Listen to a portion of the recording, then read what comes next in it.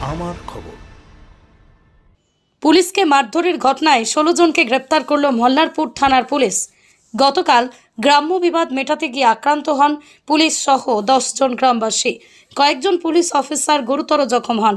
সেই সঙ্গে ঘটনায় মল্লারপুর থানার পুলিশ 16 জনকে গ্রেপ্তার করে। এদিন শুক্রবার বেলা 12টা নাগাদ রামপুরহাট মহকুমা আদালতে পেশ করল। ধৃত ব্যক্তিদের মধ্যে আছে 4 জন মহিলা, 12 জন পুরুষ। প্রসঙ্গত গতকাল বৃহস্পতিবার পরকীয়া নিয়ে পারিবারিক অশান্তি থামাতে গিয়ে গ্রামবাসী ও পুলিশের সঙ্গে সংঘর্ষে মাথা ফাটে পুলিশের এক এএসআই এর। গ্রামবাসীদের মারে জখম হন মোট 7 জন পুলিশ কর্মী। এক পুলিশ আধিকারিকের মাথায় 28টি সেলাই লাগে। সেই ঘটনা নিয়ে বৃহস্পতিবার রাত ভোর চলে পুলিশের অভিযান। পাথাই গ্রাম সহ পার্শ্ববর্তী গ্রাম থেকে এই 16 জনকে গ্রেপ্তার করা হয়। যদিও গ্রেপ্তার হওয়া ব্যক্তিদের অভিযোগ তাদেরকে মিথ্যা অভিযোগে গ্রেপ্তার করা হয়েছে, তারা এই ঘটনার সাথে যুক্ত নয়।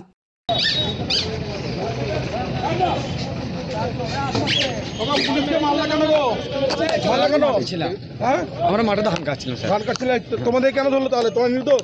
আমরা নির্দোষ স্যার। কি নাম তোমার? আমার নাম কাঞ্চন মাল। কাঞ্চন মাল। আচ্ছা, কারা মেরেছিল? স্যার যারা মেরেছিল তাদেরকে।